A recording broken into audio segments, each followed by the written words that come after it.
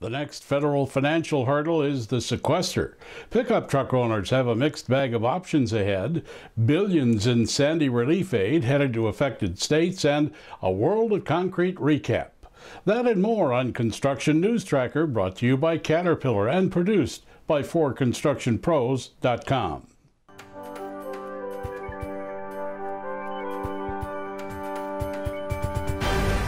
Efforts to prevent $1 trillion in federal spending cuts from occurring March 1st are underway in Congress. If they do happen, furlough and layoffs would result as staffing and services across the federal spectrum would take effect. These would range from food and dairy inspections to military operations. It's unlikely to have much of an impact on highway construction or infrastructure projects unless it becomes a prolonged affair. Pickup truck owners will soon have a lot more options to consider when buying a new vehicle, as highlighted by recent announcements. Toyota recently unveiled its 2014 redesigned Tundra full-size pickup that will be offered in 5 grades in so-called half-ton flavors. GM and Isuzu are looking at a joint development deal on a next-gen pickup in an effort to lessen technology development and trim costs.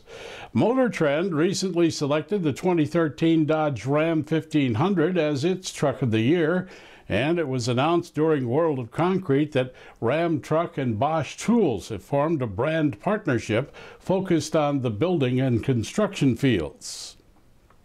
The first wave of recovery funds to states hit by Superstorm Sandy last October are being dispensed.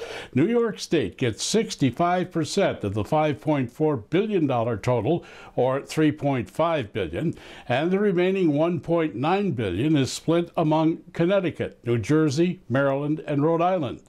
The money offers flexibility by the states to use where it's most needed, and specific projects are in the earmark channel.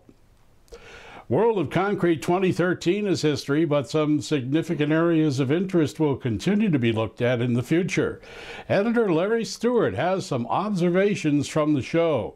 Yeah, the economy is looking good, and that's driving some innovation. What that's done is it's drawn some companies into the market, to some equipment manufacturers to bring new product and to, in Terex's case, reopen their front discharge mixer truck plant. They'd been closed, but now they're back, and they've made some major analysis of global mixer truck usage, obviously focusing on North America, but they've looked all around at the kinds of features on mixer trucks, and they're back in the business now with a much updated front discharge mixer line.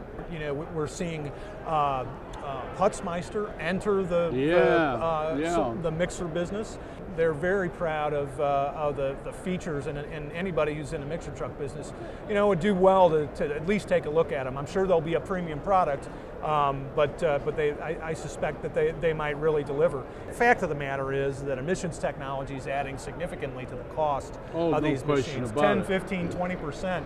To cost. Well, the manufacturers can hardly afford to introduce product with big price increases if they don't also have some pretty significant feature upgrades. A lot of skid steer loader manufacturers bringing new features and upgrading their products to Tier 4 Final. And I think the thing to watch for in that in particular is some are using diesel particulate filters to meet Tier 4 Final regulations, and some are not.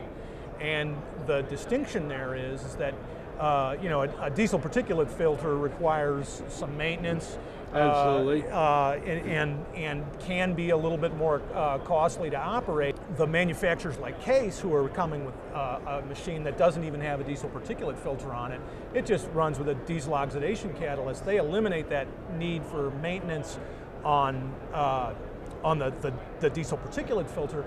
But what they do is they have to run very high fuel injection pressures, and so inevitably what they're going to see is a real demand for fuel system maintenance on those skid steer loaders with just a diesel oxidation catalyst on them. They're going to run very high fuel injection pressures, so you better make sure you're taking care of your fuel filters and you've got clean fuel going in the tank. For Construction Pros recently asked viewers for their opinion on how the 2013 construction economy will compare to 2012. And this is how you responded. 14% said worse than 2012. 34% said the same as 2012. 53% said better than 2012. So maybe there is light at the end of the tunnel. Finally, yesterday is history, tomorrow is a mystery, today is a gift, and that's why it's called the present. This is Construction News Tracker, looking out for the industry that makes the world a better place. Brought to you by Caterpillar and produced by forconstructionpros.com.